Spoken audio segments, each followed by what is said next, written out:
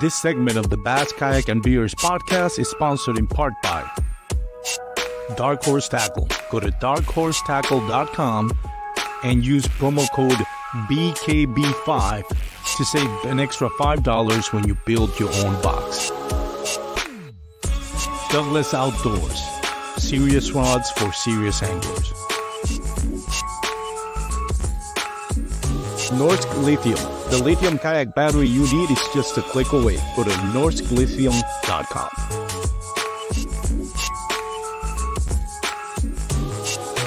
Catch Outdoors, the official measuring board for all 3 national trails. Go to catchoutdoors.com and use promo code BKB5 to save 5% on your next online purchase.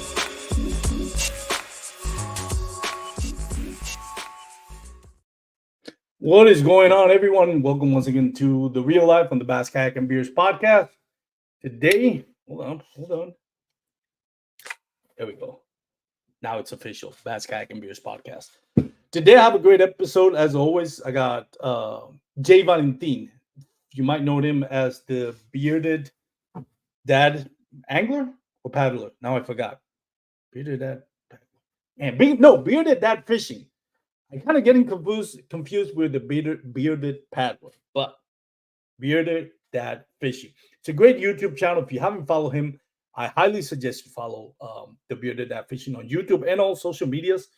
When I get him on, he'll tell you all the social media channels that he's on. You can follow him.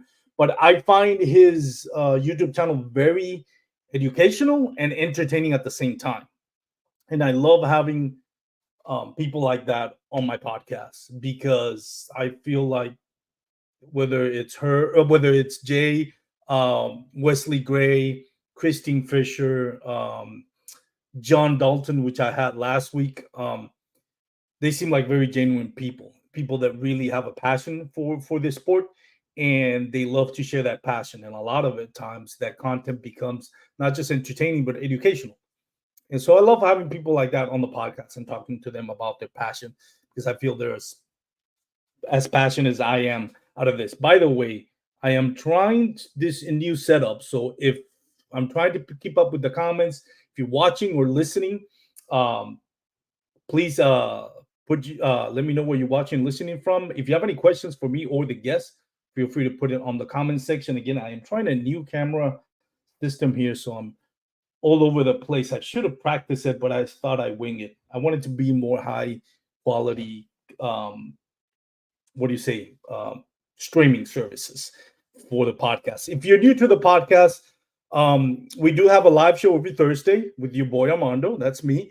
It's called The Real Life, where we mostly talk to content creators and tournament anglers. We do tournament recaps sometimes as well. We also have the Bass Kayak Angler segment, which airs every Wednesday morning.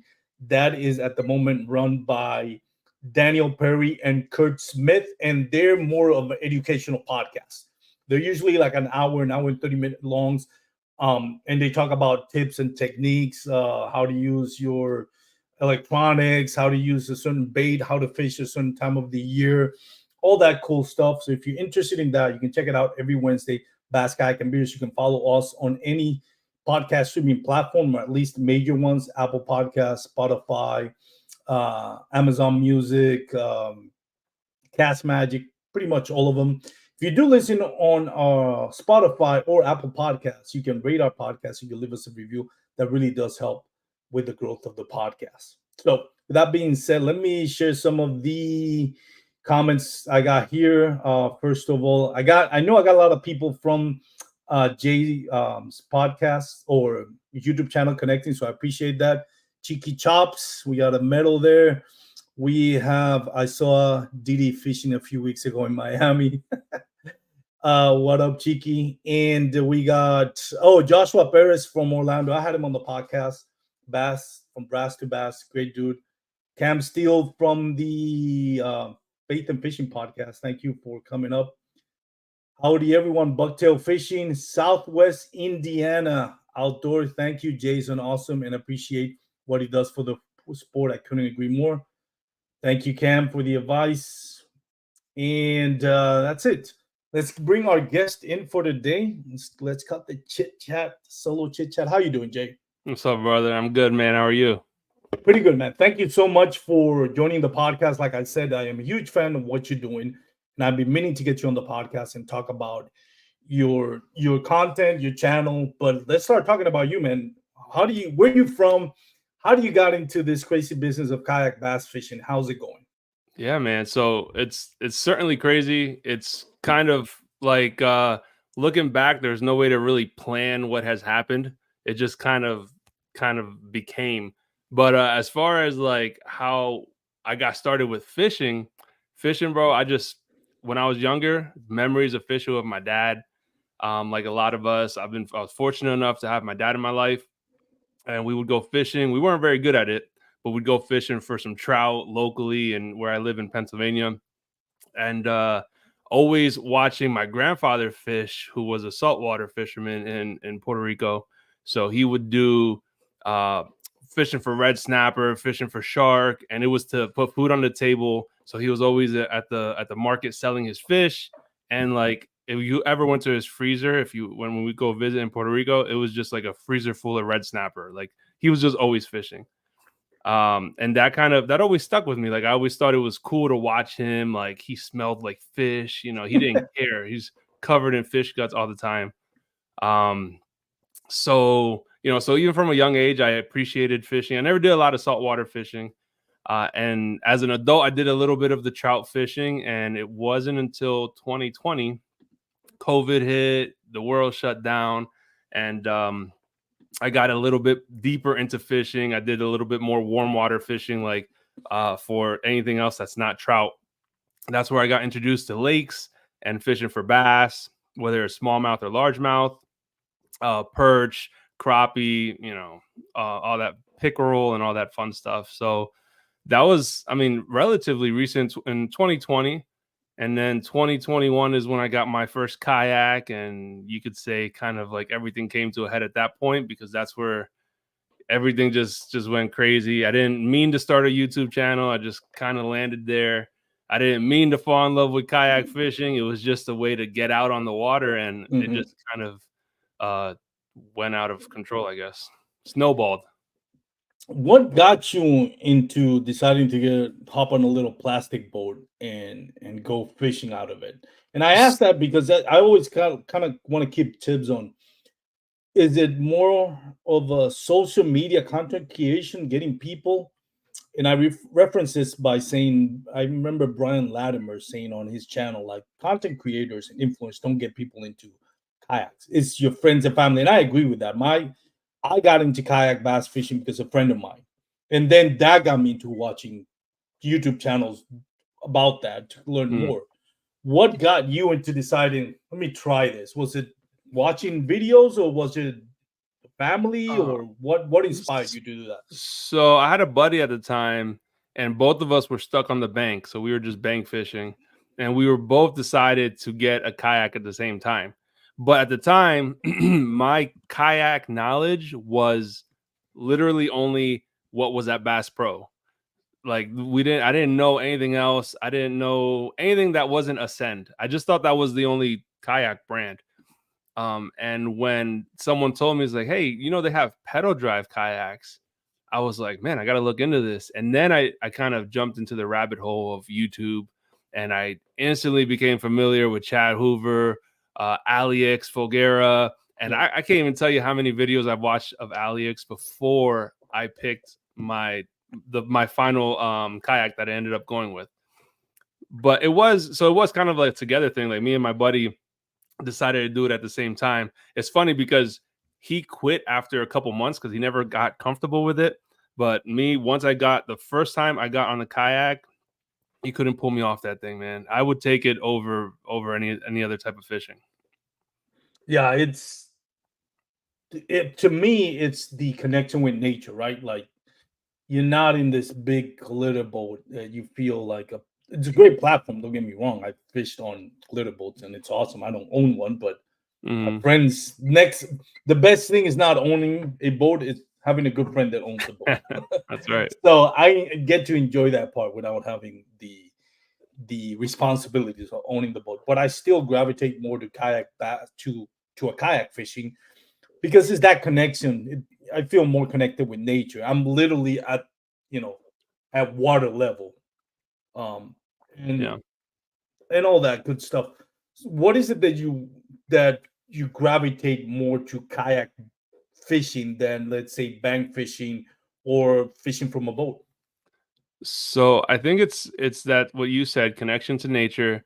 You feel, and I don't want to get carried away and say it's like a purist type of fishing because we can get carried away with all the electronics and everything else that kind of goes with it. Uh, but I think I like the customization Yeah, because I have yet to see one kayak that's similar to another kayak that an angler uses. Like everyone that owns their own kayak, like it is totally customized, fitted, made specifically for that person. Like right. my kayak is unique, and just like your kayak's unique for whatever it is that you want it to do. So I really like that customization, that rigging aspect of it. I've done so many changes to my kayak, whether it's my Old Town PDL, my Old Town Autopilot. Neither of them look like they looked when I first got them. So I do like the customization aspect, and I do like the feeling like it is a little bit closer to nature, especially when you're out there and it's quiet, and you can get into some really tight spots that you Yeah, wouldn't have gotten otherwise with a kayak. yeah, I agree. And by the way, Mike M, fishing in New Jersey. I'm assuming with Jose and Bucktail Fishing. We appreciate your comments. I'm gonna be putting them in on the so everybody can read them. If I don't reference them directly, because I know a lot of you are commenting, but I really do appreciate it. I like to hear how you guys got into kayak fishing and what influenced you into kayak fishing. Also, comment what is some of the stuff you like about bearded paddle. I keep saying that bearded dad fishing Bro, channel. don't feel bad. You're not the first one, and I Oh love man, Andy. And I told yeah. Andy, I was like, bro, we gotta do something about this name because everyone keeps confusing us. Maybe you guys got to merge like aggressive average anglers. Yeah, yeah. Just be like the bearded The bros or the something. beard. That'd be cool. Who knows? This may be the beginning of a beautiful relationship. We'll see. Yeah, right. But one thing that we're talking about, like, I don't feel we got cheated with your name because of your beard. Like, I have a little short, beard, but Yeah, it's not. Your beard is like that's a beard. Like, it yeah. seems like yes, it fits. If I call my bearded whatever kayak angler, it's not the same because my Yeah, beard is not as epic as yours. That beautiful, beard that you have. yeah. It Well, definitely goes with the name. now it's forever ingrained in my personality, and I tell my wife, I was like, I can't chop it off because then I won't be bearded dad fishing. I'll just be dad fishing. Yes. So it's cool. It seems like some of the up and coming YouTube channels that are dedicated kayak fishing. I think of Alex Rod, Wendell Fishing, yours, the bearded paddler. Um, well, Fluke Master has been doing it for years, but it seems like everybody has to have a beard now in order for their YouTube Oh yeah, content to be successful. yeah, yeah. And it makes them uh, stand out, maybe. yes. Well, not anymore. I think. Well, yours does. I think. Yeah, yeah. I think of beard. I think of yours and Alex Rod.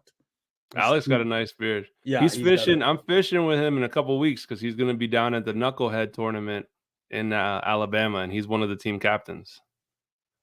What? Tell me about the knucklehead. I've seen Wendell Fishing post about it.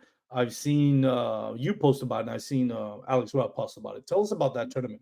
Yeah, for sure, man. By the way, I agree with Cam. Don't undersell your beard, Armando. It looks great. Appreciate it, Cam. But so the knucklehead is something that Chad Hoover came up with last year. So it's tied into KBF, and the Yep. idea behind it is to get new tournament anglers, like people that are maybe not comfortable with tournament angling, maybe they're even new to bass angling, but they want to get into a little bit more competitive side of it.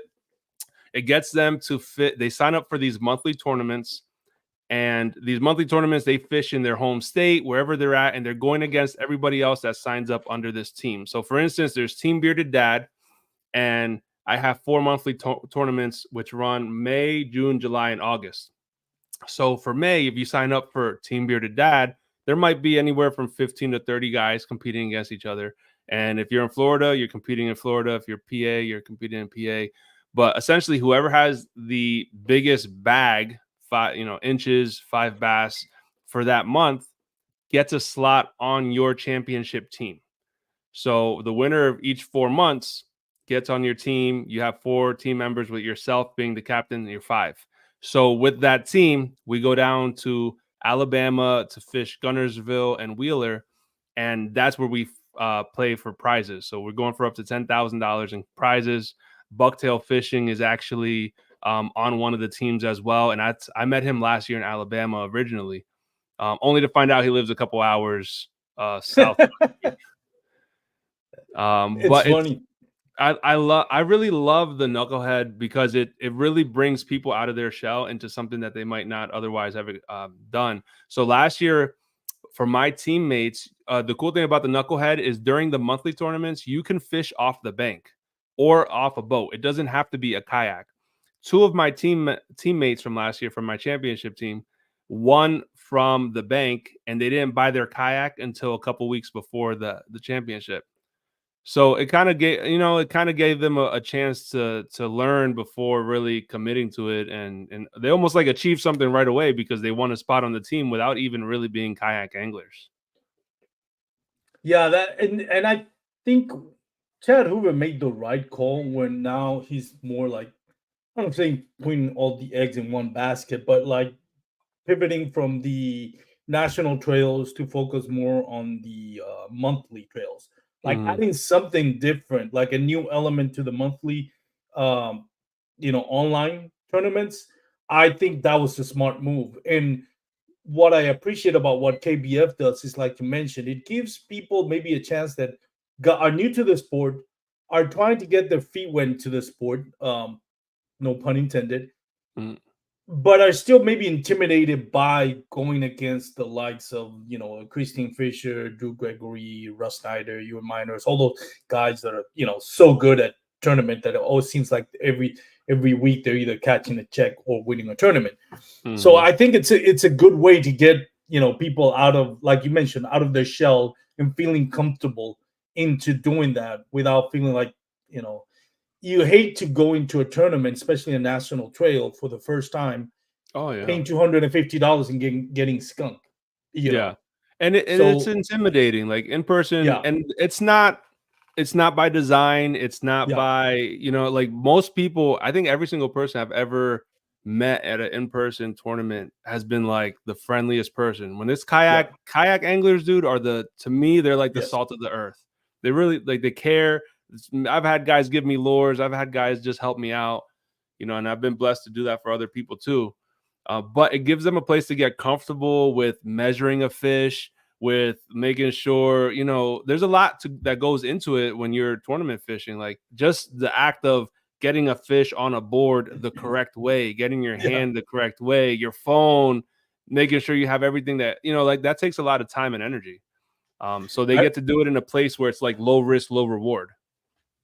Yes, I remember fishing with Peter Hooser from My Chaotic Fishing. Second day of a tournament, we were both out of the running, so we were like, oh, let's just fun fish day two.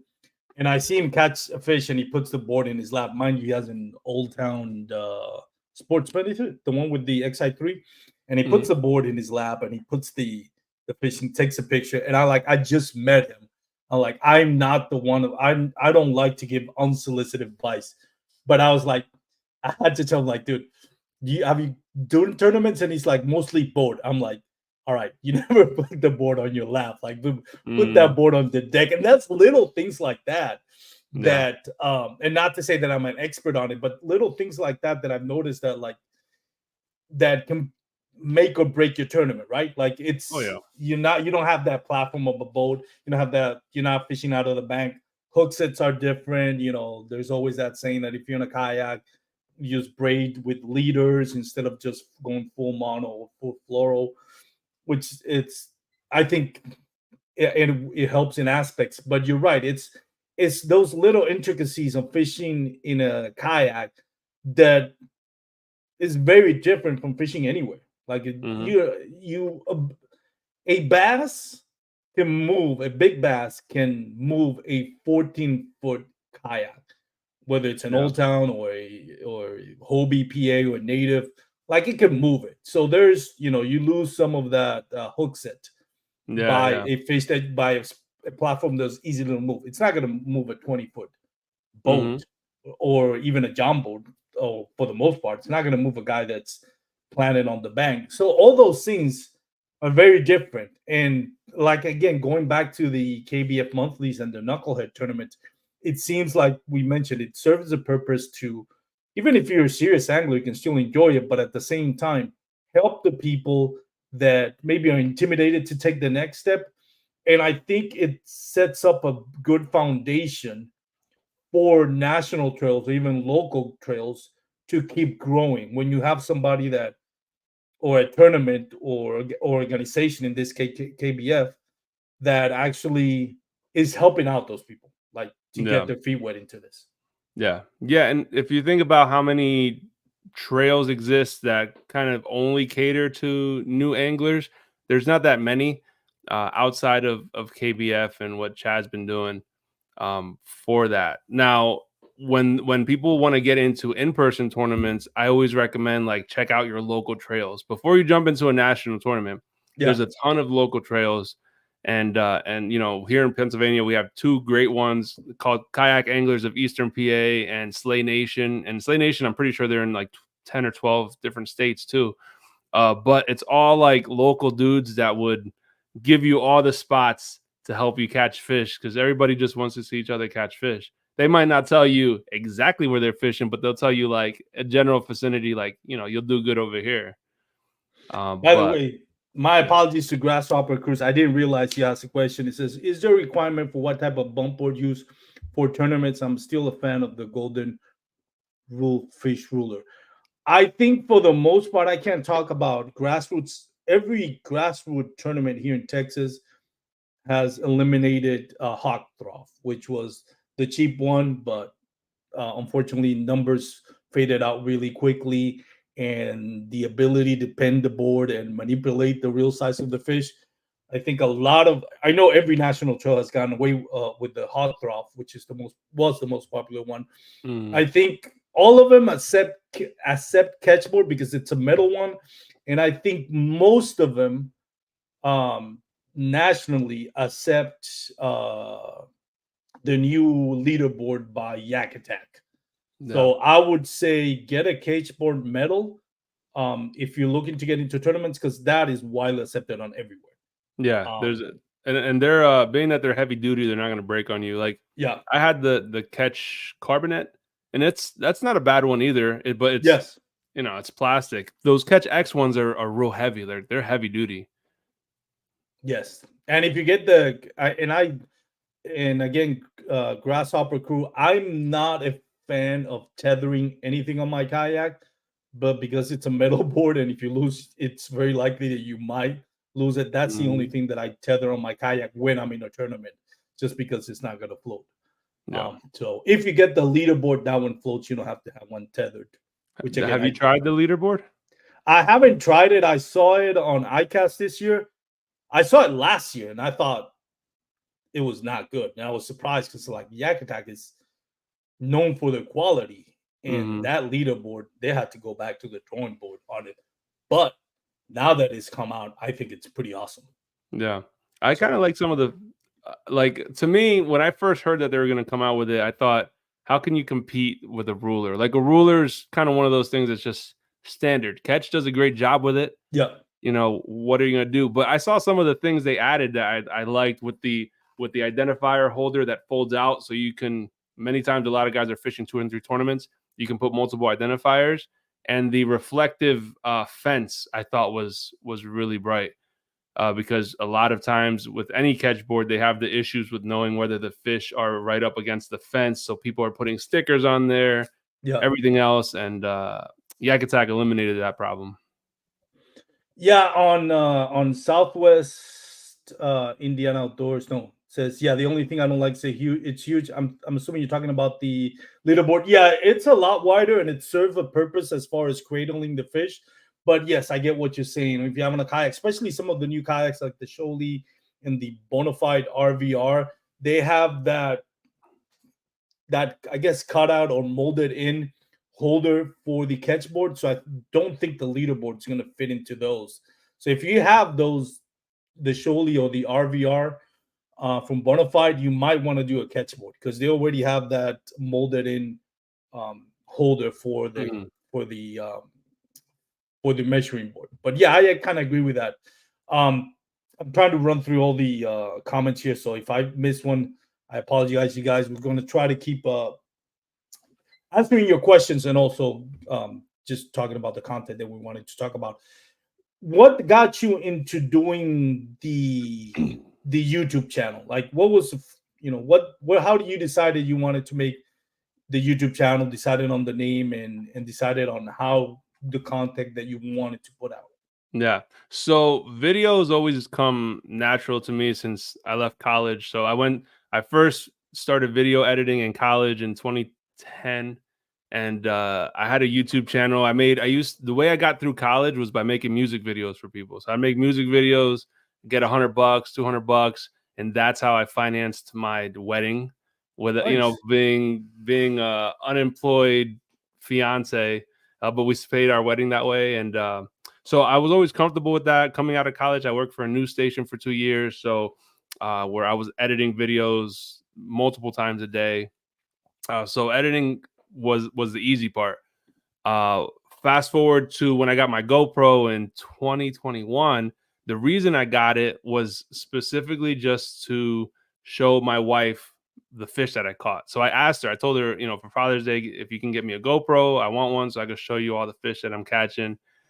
She bought it for me, and shortly after that, maybe 2 weeks later, I ended up hooking into a nice tiger muskie. Caught it on video. It was really exciting, and decided to just put it up on YouTube. And shortly after that, decided, man, let me just put up some weekly videos about whatever. Most of my videos at that time, this was in 2021, was just me fishing on my kayak. It wasn't any specific content or anything besides me just fishing and talking and getting comfortable on camera. And I did that for 6 or 7 weeks and kind of got bored of it. I didn't really like doing it, so I stopped. And in 2022 is when I started up again, which my first video of that year was me fishing. But then after that, I did a video of my kayak setup on my birthday. I remember like I was supposed to go fishing that day and decided it was raining and windy, and I was like, man, I'm not gonna go. So let me just, to be consistent and do a video, let me just bring my kayak to the driveway and do a walkthrough. And that video actually ended up doing really well. It was my first like big hit video, and it was a big part of the reason I was able to get monetized within 9 months after that. Uh, and after I saw that hit, I started looking into other type of video content that wasn't fishing, more instructional setup, making your own kayak crate, how to set up your fish finder, comparing different types of kayaks, and that ended up doing pretty good. And that's the space I ended up kind of taking up, and I really enjoy that more so. And that's what we were talking about in the before we started recording. That I appreciate about you and your content because I feel right now the sport has grown, but at the same time, I feel like it has disappeared. And what I Mhm, mean by that is like it's gotten so big. The kayaks that are coming out now, and I'm not saying this criticizing, for example, the Bonafide XDR. I don't criticize it at all. I think it's a great fishing platform. Do I think it's a kayak? No. Do I think a Old Town Sportsman with an XI3 is a kayak? No, I don't. I'm not hating on it. I'm mhm, just saying where that we are as a sport, it's not really kayak fishing anymore. It's more like fishing out of a small plastic boat. We don't call it that because it really doesn't sound catchy, doesn't mhm, roll off the tongue. But it really that's where we are when you look at where kayak it was or is, um, and you add the fishing element to it. It's not even close. Like it's not what it used to be, and that I think it's a good thing. You can still do the old school going down the river like Drew Gregory does, like Alex Rudd has done a lot. Uh, Joshua Sharp, John Dalton, who I had last week, and that's still fun. But in I think the way has grown now, your channel brings a lot of value on it. Like 10 years ago, if you had a kayak and you were fishing, there's not much to teach other than, hey, this is the kayak, this is the paddle, cast, and Hmm. that's it. Now you have motors, you have forward facing sonar, you have companies like Yak Attack who engineers amazing products to adapt to kayak fishing. You have so many options that now, and that's why I think the part of growing and disappearing at the same time, we need channels like yours to for those that are coming into the sport and want to grow into the sport, because a lot of times, like you mentioned, well, I don't know if we really talked about that, but for example, and I know you did the same thing. Bass Pro Shop, Ascent 12T. That was my first kayak. You Hmm. know, and then you feel like, all right, I really like this. I feel like I'm going to keep doing this for years.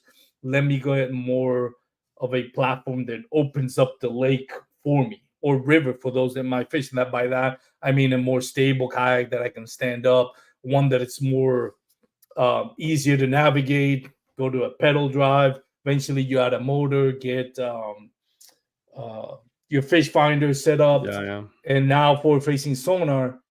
And it's a rabbit hole so deep, a lot deeper than it was 10 years ago, that without the channel that you bring, the content that you bring, I think a lot of people maybe would be more hesitant to get into the sport. Yeah. No, and I appreciate that, man. Like I like so for the first part of your comment about the it's not even kayak fishing anymore. I agree that it's evolved like so Mhm. much.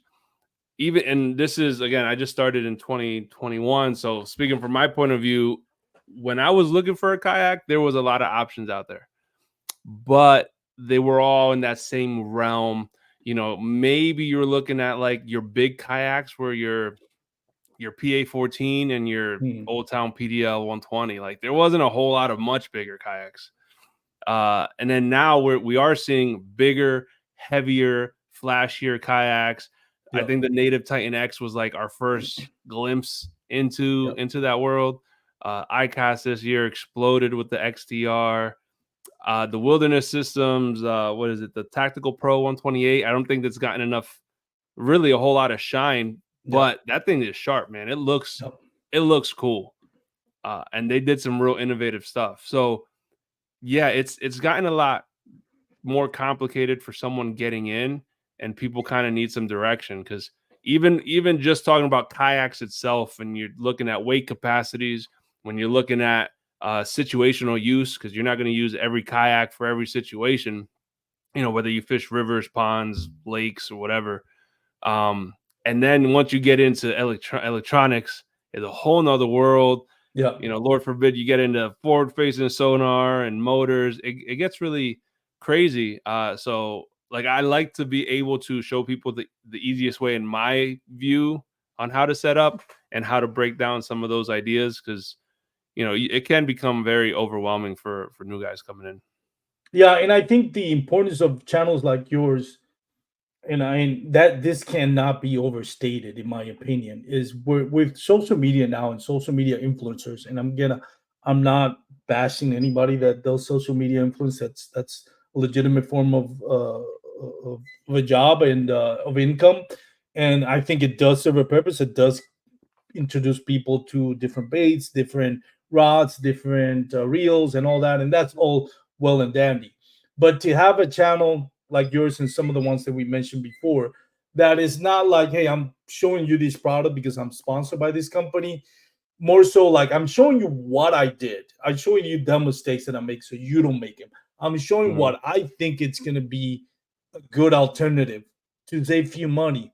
I really does help, because if only thing we have is social media influencers putting up channels just to sell products, this sport is not going to grow fast, or it's going to reach a point when it's going to plateau, Yeah. because there's just not that much money to go around. I mean, this sport could get very expensive, and to have some real guidance into having unbiased opinion is, yeah, again, I can't overstate it. And that's why I love having you and others like you on the podcast, because I want to highlight that. I want to highlight people like, hey, this is where you can find great content if you're really interested in getting to this, growing this sport, or just enjoy it. These are great channels that'll help you with that without pushing you a product. And by all means, we all get sponsorship. I know you have your battery sponsorship. I have mine. I have my rod sponsorship, Dark Horse Tackle with baits. But it's that helps out with the cost of putting this. But it's Mm, one thing to have that and to show it. And there's another thing is to push that, yeah, yeah, into other people's, like shove that into other people's faces. And, like, you need to buy this. I've never yeah. been one of those like, oh, if you really want to catch fish, you have to have this product. Well, that's never true.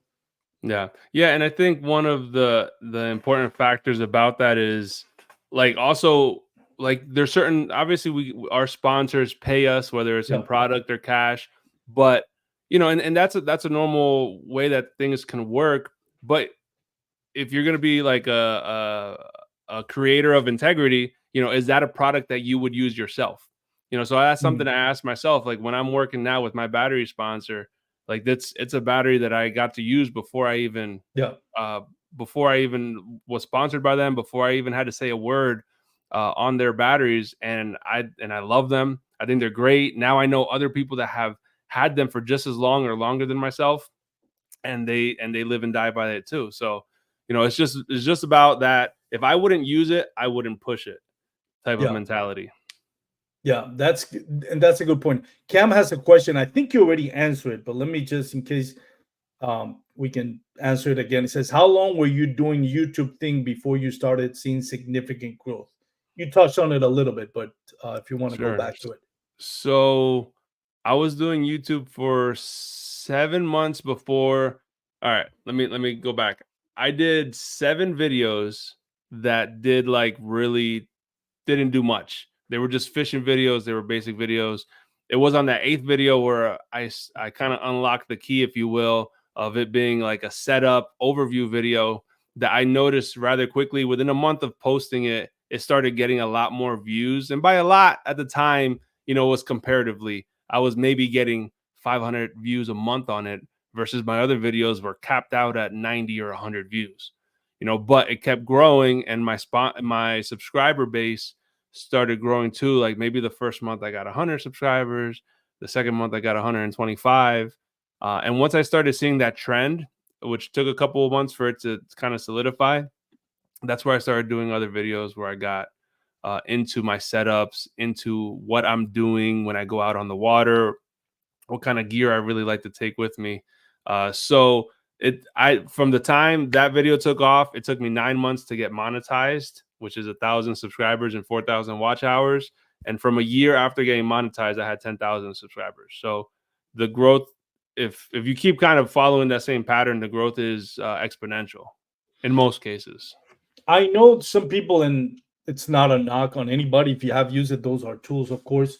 But I know people that have used like third-party companies to help them growth. Have you done anything like that where you get a company that, hey, we're gonna push your content out there so to the eyes of more people, or was it yours just you putting content out there and just growing organically? You mean like having them market your video for you? Yeah, No, no, I just did it all organically. I never did, and I mean, YouTube only recently came out with the paid, where you can pay to yeah, promote your video on the network. But I never did that, and even after that, I never did that. So I think, and that's one of my favorite things about YouTube is that YouTube's very fair. When it comes to yeah, Facebook and Instagram, if you want to yep, grow on either one of those, if you can throw a ton of money at it and then grow your influence that way if you want, but it's going to be very expensive. yep, YouTube rewards good work. They reward good content. They reward good thumbnails and good titles. And a thumbnail and title is the first thing that you need, a good combination for people to click on your video. And your good content is the key to keep them locked in so they don't click away. Because if people land on your video and they immediately are turned off by your audio quality, by the way you talk, or you do a lot of ums and duns, and you beat around the bush, and they get off that video, that hurts you in the algorithm. Yeah. So YouTube really rewards good work. And that's interesting because I feel like Instagram is the reverse of that. Like I have a couple of videos on Instagram. I have two videos that almost reach a million, like 900 and something, Wow. 100,000 and something. Um, they weren't really edited videos. They were dumb videos. One was actually a little reel that I did because I had struggling. I wasn't catching anything. I'm like, oh, let me just put up a video of me skipping into a dock. That went viral. Then I have one that showed like a bass swimming after I set the hook, swimming from one side of the kayak to the other, like a speeding bullet. And I put the comment, "Don't underestimate how fast a bass is."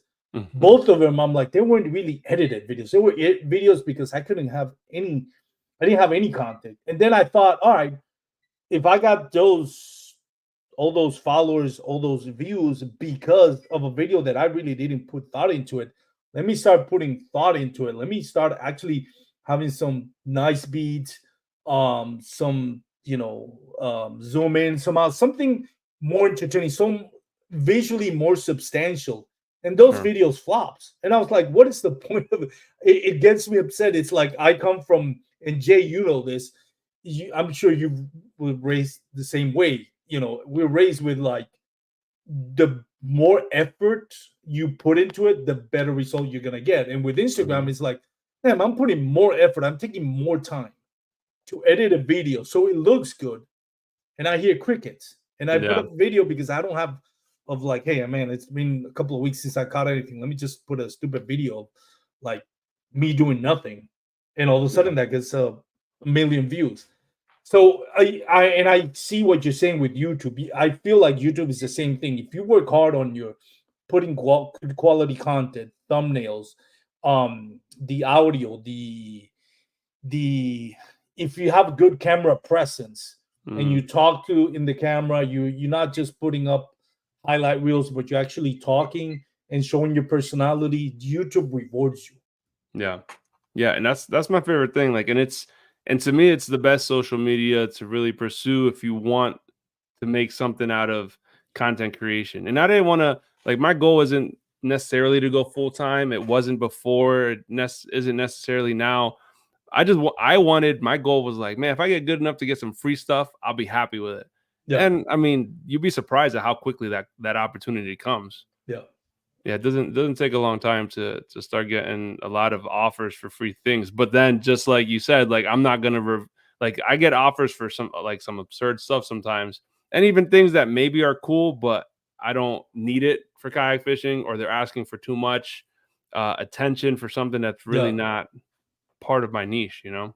And it does affect your content. Like if one thing that I appreciate about the relationships with I have been business relationship with the partners is like I'm not gonna put a video dedicated to your product every week. Is what it's gonna do. It's gonna completely plateau or stall the growth because I think we've gotten to a point where people are more educated now. Social media now, it wasn't when it started.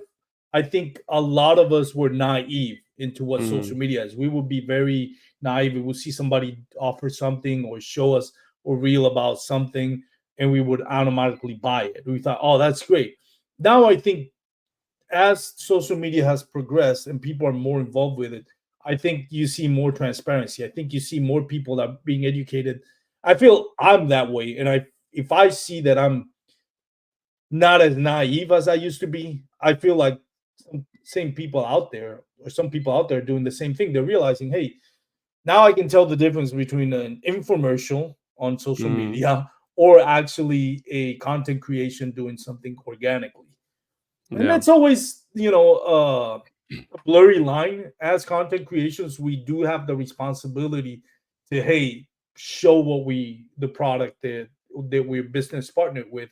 But I mean, some three the hardware Joe Smith commented, and you said it has to be something that you really believe in. Like I think Gerald Smith said, it's if I wouldn't buy it straight out, like then I'm not going to promote it, Mm-hmm. kind of thing. Yeah. And I think that's important because eventually that comes out. Like Yeah. it's not going to come out naturally, as good as an actor as anybody can be. Yeah. And even if it's something like someone that you're partnered with, like it's a good idea to just show the good and the bad. Most sponsors will appreciate that. You know, like even with my battery sponsor, I did a review on their battery back in May or something like that. And I noted all the things I liked about it and a couple of things I think it needed work on. And you know, and they appreciated it. I did that also. I worked with a company called Feel Free Kayaks last year, and they gave me their Johnny Boats Bass 100. You Yeah. know, they gave me the kayak, they gave me the motor, and they said, you know, make some videos. It was very kind of like, do your thing here, make some videos with this. So I did 2 videos. I dropped a couple shorts, and the videos, one was an overview, one was an on the water test. And I still get people asking me to this day because both videos did pretty good. It's a very niche kayak. People like it because of the price point and also because it comes ready with a motor. Now, I still had someone ask me the other day, like, would you actually buy one? And I said, yes. If I was looking for a kayak at this price point with a motor ready to go, yes. And then they said, why'd you get rid of it? Well, I got rid of it because it's not better than my current kayaks. It's not better than my autopilot. I would take my autopilot all day over it, but you're talking about a $5,000 kayak and a $1,500 kayak. You're going to definitely have a lot of sacrifices made, but for what that $1,500 kayak gets you for that price, 100% would recommend it. So, and I think sponsors and brands just appreciate that kind of upfront honesty with it. Yeah. Yeah, I think, for example, with North Lithium is battery that, um, one of the things that I enjoyed about it, talking to Kyle Costi, I think is how you pronounce his last name. It was like we don't want you, and nor would I, but it's like, in that initial conversation, we want to send you the batteries free of charge, and if you don't like them, don't post on them. Then don't, but just let us know. Hey, this is what I don't like them. But don't post them. Don't announce that we're partners if until you try them and until we sit back and we get your feedback on it. And I think that's important. Same thing with Douglas Rod. It's like if those are the content the companies that I'm proud to represent. By the way, I just noticed. I think I was using the wrong microphone on my audio. Oh, it sounds pretty clear. Sound better now? No, the other one was better. Really? Yeah. Huh. Let me correct this real quick. Because I just noticed default. Oh yeah, there we go. Better now. Talk again. Can you hear me? Yeah, I hear you. You lost me. No, you're good. You're good. Hold on. Oh my god, why did I start playing with this? Audio. Can you hear me? Oh, I know what I did. Mic, speaker.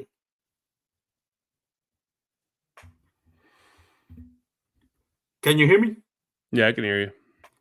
I don't know what happened. What's wrong with my Yeti mic? I have the mic in front of me, but it's not. I didn't realize till now it wasn't working. Let me know if you hear me now.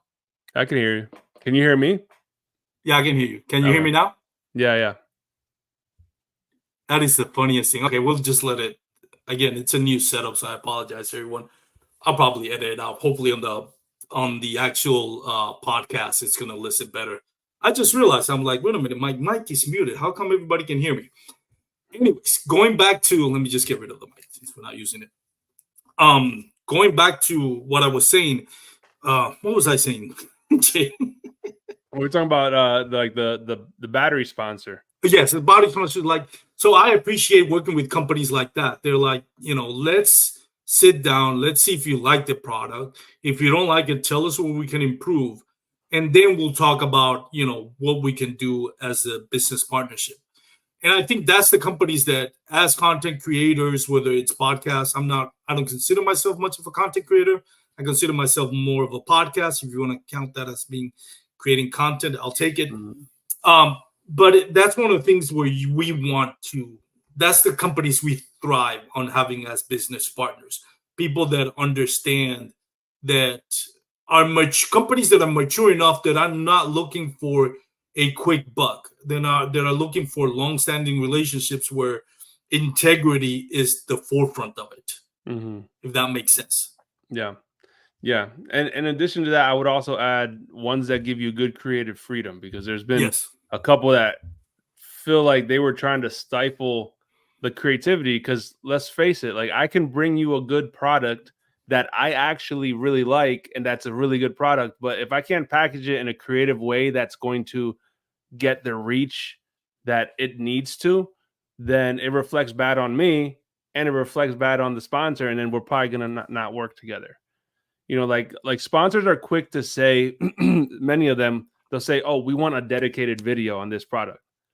And I get it, but a dedicated video is not always the way to go. And in fact, I'd say more often than not, an integrated video is going to do a lot better, Yeah. where you can integrate a product into a countdown. You can integrate it into a setup, where it A, looks more organic, but B, you're not having to talk for 8 minutes about something that really only deserves a minute and a half to 2 minutes. And it drives the point home right away, you know?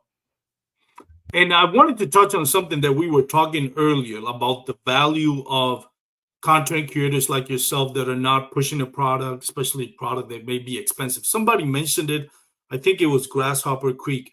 They say, yes, this one right here. It says, Jay, your video on Yak Milk Crate helped me build mine. And that is something that Grasshopper Cruise probably appreciated. It's just like, all right, I just saved a ton of money because as much as I love my Yak Attack Black Box, for example, it's to me it's way too expensive. When you consider you can make a milk crate. By the way, I saw that video, I loved it. And that's one of the ways where you can say, it would be easier as a content creator to say, hey, I'm going to highlight this product. There's nothing wrong with highlighting like a Yak Attack Black Pack, right? Because it's a great company. And certainly all of us within the yak fishing community that are doing either podcasts or YouTube video would love to have a sponsor like Yak Attack. Mm-hmm. And I don't blame anybody for doing that. But taking the road less travel and showing people, hey, I can show you a better way to make a milk crate. That's going to save you a ton of money, and it's going to be just as effective. I was talking to some of the guys on the little group that we have on WhatsApp. Most of them are from Florida, and we were talking about like the black box, the different stuff, accessories that you add to your kayak. They don't necessarily like Plano boxes is another one that I've exampled. Nothing wrong with those products. Those are amazing products, and if you can afford it, that's great. But they're like Plano boxes. Their high end boxes are awesome, but they're really expensive. Mm. Black Yak Attack products are awesome. I think they're head and shoulders above the competition, but they're really expensive. And I know I have the mentality like unless we're talking about rods, reels, baits, line, fishing line, or a PDF, or even a kayak, if it doesn't directly have an effect on how many fish I'm going to catch or how big those fish are going to be, I don't see myself spending too much. No. For example, I'll buy a great rod. I'll spend $400 on a rod because I think having a good quality rod is really helpful. Doesn't mean that you need to have one to fish. Doesn't mean that you need to have one to compete in a tournament. But if you have it, it makes a difference, right? In your hookup ratio. Same thing with reels. A high-end reel is going to work better. It's probably going to be more durable. But when we're talking about like a black box, a tackle box, those don't really have a direct effect on how many fish you're going to catch or how big those fish are.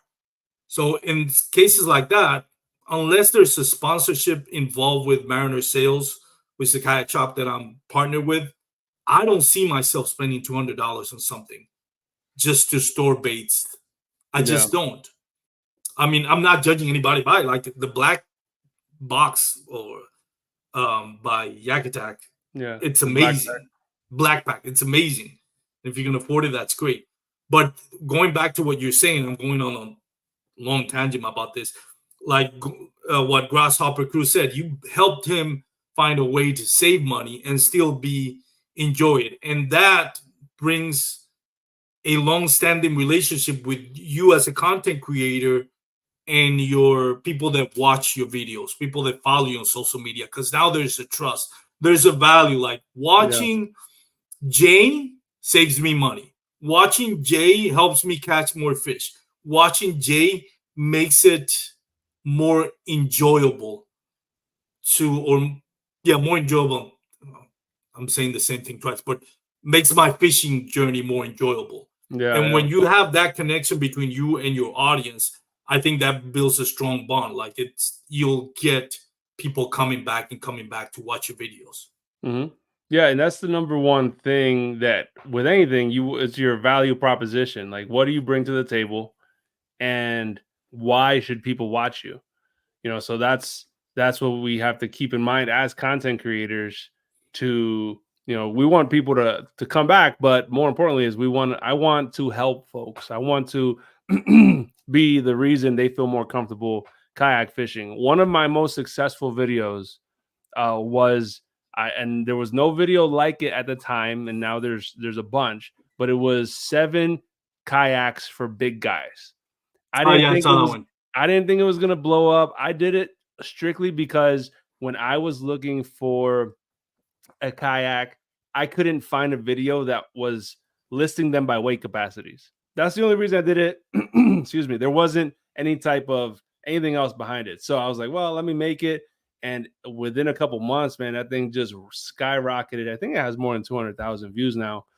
I made a second one, a follow up one about a year later with newer models because people were upset I didn't include like the new canoe unlimited, which and they were legit, like they were legit concerns because the new canoe is like a great kayak for dudes that want more stability and that want more weight capacity. But like those videos, they did really good because I was serving something that other people didn't have. And another thing too, I was directing people to my Facebook group at the time, just without really thinking. I was just plugging into my videos, hey, join us on Kayak Fishing Dads on our Facebook group. And that group just kind of piggybacked off of the success of that video. And we were getting, thousands of members a month in the group. And now we have 30,000 members.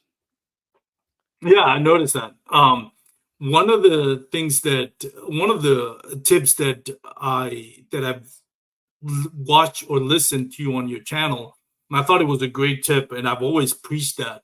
You were talking about electronics, and you mentioned something that I think a lot of people don't get it. It's like when you buy a kayak, do not buy especially if you're new to electronics, right? If you come from a basketball world and you downsizing to a kayak, then you're familiar with electronics, that's fine. But to me, one of the things that I learned, like I bought a Ascent 12T, and like 6 months later, I added a fish finder. During the first 6 months, I really felt comfortable fishing, like I was catching fish. As soon as I added that fish finder, it felt like I completely forgot how to catch fish. Now I'm staring at this new equipment, which I love, but this is my new play toy now. Now Yeah. my play toy is not actually catching fish, is playing with this electronics. And I think that was a great advice that I think comes clutch, and again shows you the value of your content, because you're not putting somebody, hey, buy this fish finder. This fish finder is going to help you catch more fish. And for the most part, that's not really true. Um, it's like what's going to help you catch more fish is learn your kayak, feel comfortable in your kayak. I think it's what you mentioned. Learn Mhm. how to fish out of a kayak. Learn how to do a hook set. Learn, because it's different from doing a hook set in a boat or standing on the bank. Learn how to paddle. Learn how to read. You know, view the lake from the lake to the shore versus the shore to the lake where you were bank fishing. Mhm. All those little intricacies take time. They don't just automatically, for most of us, unless you were born bass fishing, don't automatically click. And when you add something like a fish finder, now you all those things that you stop developing as far as your instinct take a back burner to this electronic, which is probably in my case did not help me catch fish at all. So I had to Mhm. go back. I was like, I had to stop using the electronics, learn how to fish, relearn how to fish, and then learn how to apply this to what I already know versus having this computer tell me how to fish. Yeah. Yeah, and that's the I mean, I would be lying if I said that didn't happen to me. This year, one of my big setups, one of the big things I installed in my kayak over the off season was my live scope. I got forward facing sonar, I got it set up. I had everything dialed in exactly how I thought I wanted it. And this is someone that's been doing this for a bit, right? But I found myself every time I went out just staring at the screen, not even fishing, just staring at a screen. And to be fair, it takes time to learn it before you feel comfortable where you're not just staring at the screen. You're using it to find cover, you're using it to find brush piles, structure, etc. Right. But I found out real quick that man, I wasn't liking this. I spent 2 or 3 days on the water trying to figure it out.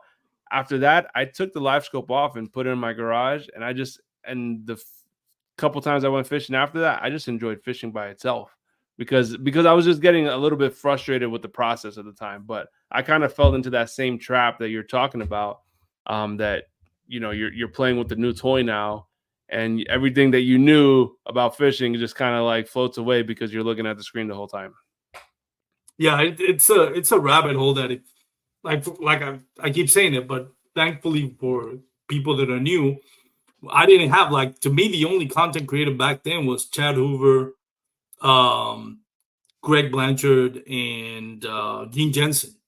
They're all great, but now with new electronics, new technologies as far as rods, reels, kayaks, Mhm. it's even more important for channels like yourself to bring that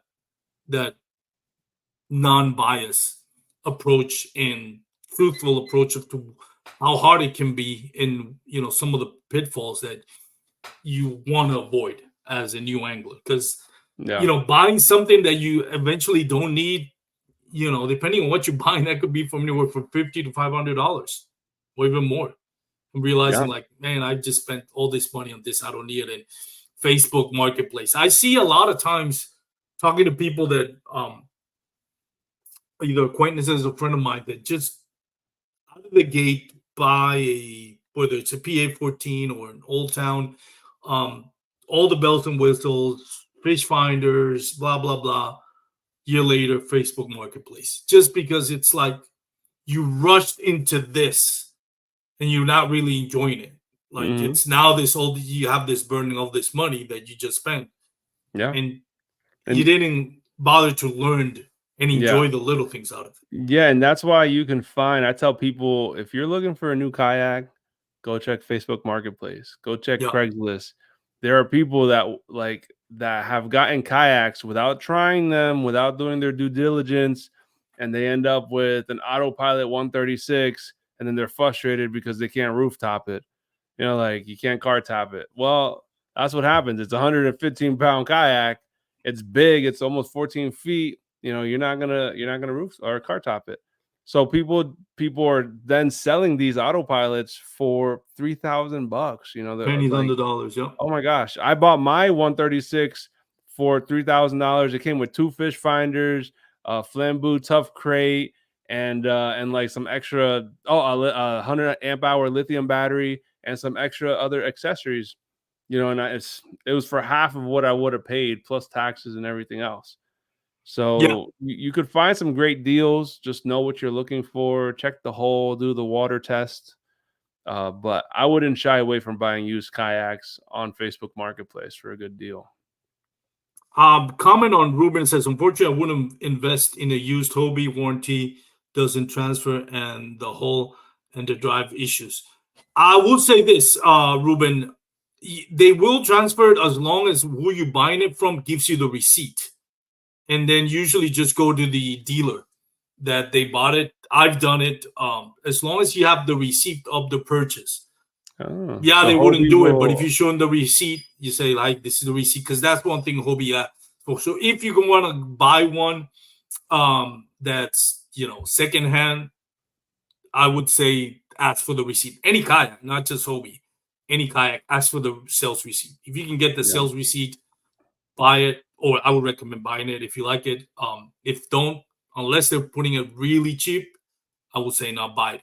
That's interesting with the Hobie though, because I have a Hobie PA14, the 360 drive. Now I think the 360 drive is amazing drive. I think it's a game changer. I really think that once you get on that drive and you start pedaling and doing the 360 and being able to beeline from one spot to another, I think the head and shoulders above any drive out there. But the hole for Hobies, I mean, I've had three Hobies, and the three that I have is the hole either cracked or the Mm, drive broke. I've talked to Hobie owners, and I'm one of them that would say the drive for the 360 is so good that I'm willing to deal with the issues of the drive doesn't break as much. I think they revamped the drive. I don't think the drive is a problem as much as the hull that they're using right now, whatever the materials they're using. People are just knowing it's like, hey, I'm gonna buy this almost $6,000 kayak. It's gonna break, but in a year or so or 2 years. But guess what? I'm getting a new hull. Like mm, literally, that's been my mindset with Hobie. Now with Mariner Sales Business Partnership, that's different. But when I was straight up buying a Hobie, it was like, yeah, I'm buying it, knowing quite well that in about a year, 2 years from now, this hole is gonna crack. wow. But I'm gonna get a new kayak in one Yeah, or two yeah. years. So that's the thing about it. And I mean, and it sounds crazy to think like, why would you spend $6,000 on a kayak that you know the hole is gonna break? They're like, well, because in 3 years I'm getting a new kayak. Mm. Yeah, that That's makes sense. yeah, I have my buddy Juan. He swears by his Hobie. He has a 360, and I mean it looks amazing. But yeah, I mean people hear the bad rap because of the drive issues or the hull issues. But he's one of the ones too that his hull cracked like really bad, and he got tons of water in his Hobie. yeah. I had the Outback, it cracked. A week later, I got a new kayak. Then I had the PA14, the PA 360 drive. I had the new version on it, and I smashed it against the rocks. I was fishing a bluff wall, and a boat passing, and the wave came up like 2 feet. And when the wave passed me, it dropped 2 feet, and it dropped Oh, the drive directly into a rock. That like it moved me and dropped it directly into a rock, and it shattered the drive. So a week later, I got a new drive, and yeah. then the hole broke or cracked, and I was like, okay. So in 3 years, well, the drive didn't count, but it doesn't count as new kayak because it just replaced the drive.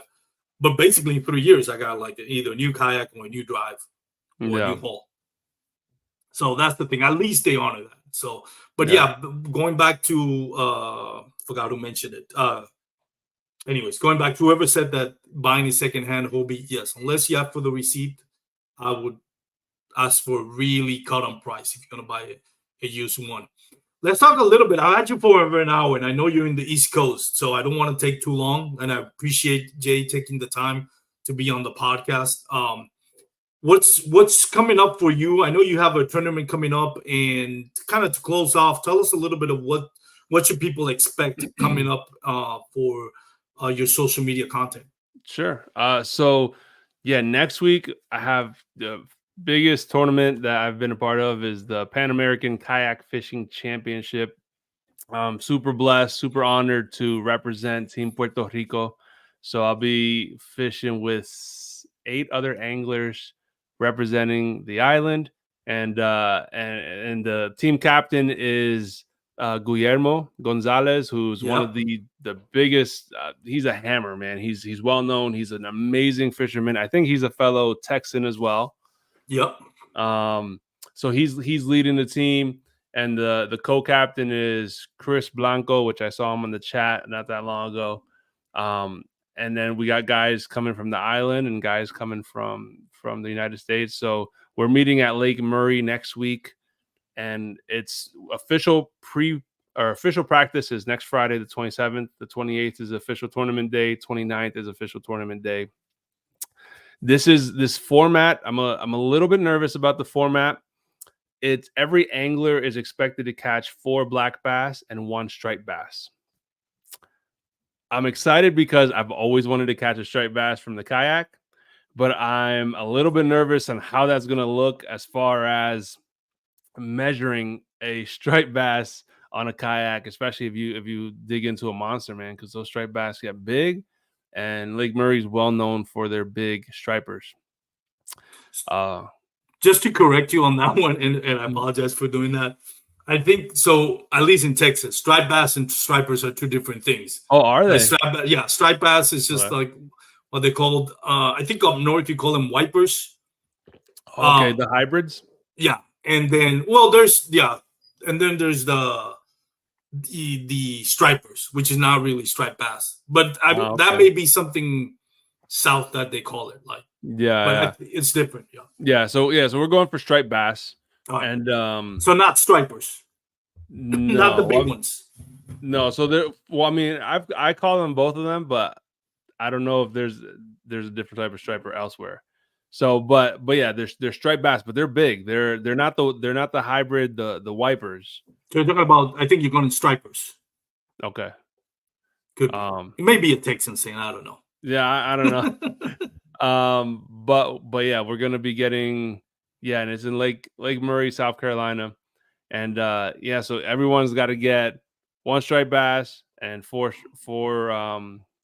black bass every day. And then there's different ways you can win too. So there's different categories. You can win by the individual medals, and you get the gold, silver, bronze individually. You can also compete by teams because Puerto Rico has 9 anglers, but they're split up into 3 teams, and each team has 3 guys on it. So you can win by team and you can win by nation, which I believe gets the best fish of the best performing 2 teams on that nation.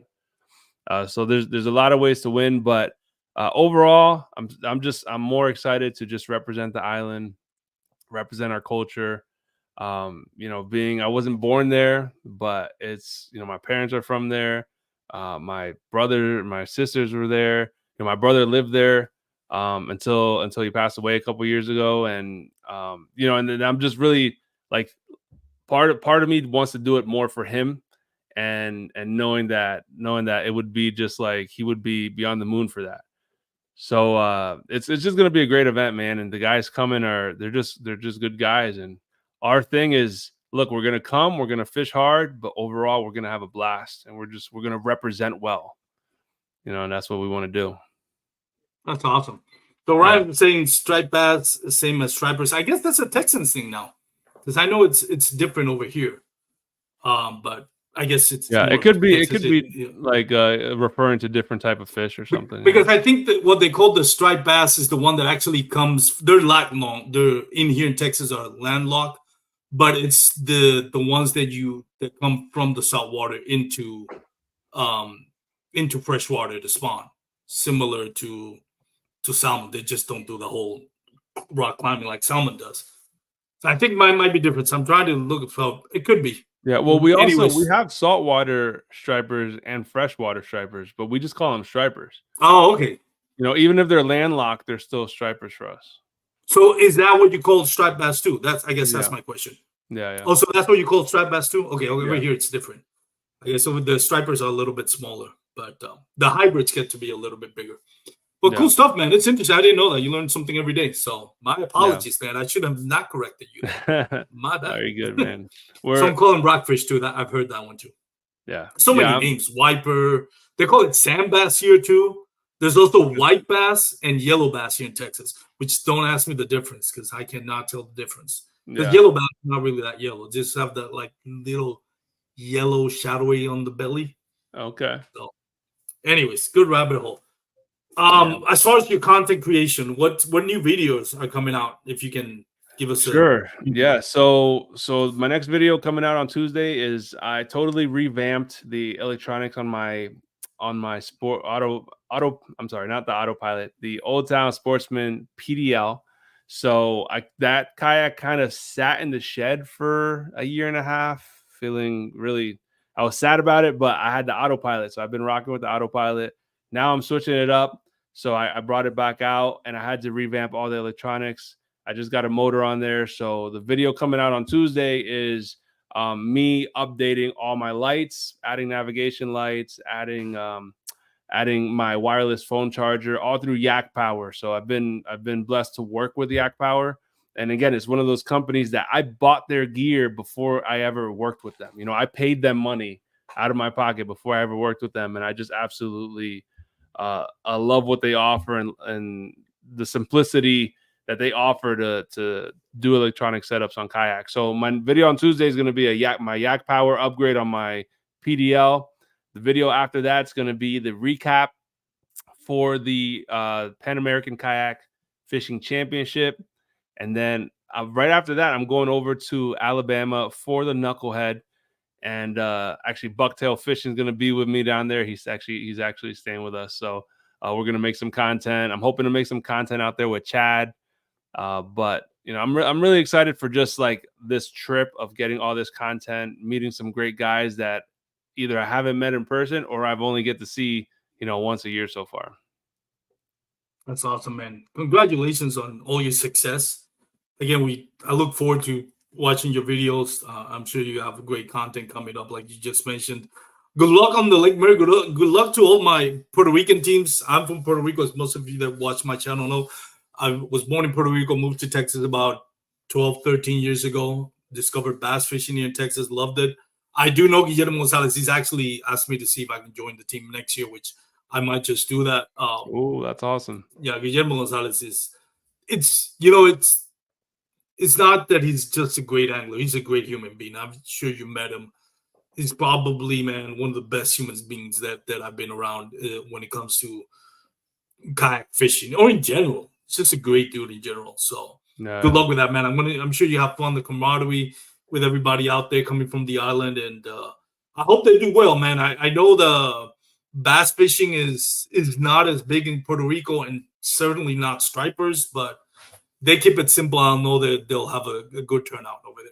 Yeah, no, I appreciate that, man. I think it's going to be a blast. And again, it's just a big honor for me to represent the island and do what we do, man. This kayak fishing community is beyond me. And I think someone made a comment earlier. It's like they came for the fish and they stayed because of the community. And that's 100% it. Yeah, that's very true. Jay, before you leave, if you want to plug in some of your sponsorship, your social media, where can people follow you? I know we talked on YouTube, but if you have other social media outlets, you have other partnerships you want to give a big shout out to, feel free. Yeah, sure thing. So YouTube is my big channel, but if you want to connect with me personally, Instagram's the best way. I'm on Facebook too, but for the most part, Instagram's the best way to get a hold of me. I try to write back to everyone because I just like the communities where it's at, man. If you need help getting something set up, if you need help choosing a kayak, just shoot me a message and I'll do what I can to get you guys situated. But you can find me right there, and everything's at Bearded Dad Fishing. As far as sponsorships, I got a couple going into it with these tournaments coming up. A big one is Damascus Media Group. They've helped me out a lot. They've been actually like my cash sponsor, and they're a music label out of Fort Lauderdale, Florida, and their whole thing is to create different music, positive music, that, you know, it's Christian music, but it's also music that is a positive influence for the kids. So shout out to Damascus Media Group. If you guys want to follow them on Instagram, I know that'd be a big help. Yeah, we can always use more positive thought, man. So I appreciate it. Jay, again, thank you so much. I am so sorry I've kept you up for so long. I know you're in the East Coast, a little bit later than me. No, but I really appreciate it, man. It's been an honor to have a fellow Puerto Rican, fellow kayak angler on the show, and somebody that I admire both as a content creator and as a person. So thank you so much for taking the time. Wish you the best of luck in tournaments and content creation, and we'll keep in touch, buddy. Awesome, bro. I appreciate it. Thank you, and God bless, man. And everybody that commented, appreciate it. I love when that's why I do live videos, so we can connect with the listeners, with the people that follow us. I know when we put it on podcast, we know people like it, but we don't know how much of an impact does. So everybody that comments, I really appreciate it. If I didn't highlight or if I didn't answer any questions in the comment, I really I do apologize for that. So thank you again for everyone. If you're going to be out on the water, please wear your PFDs. Have a great day, everyone. Peace out. Peace out.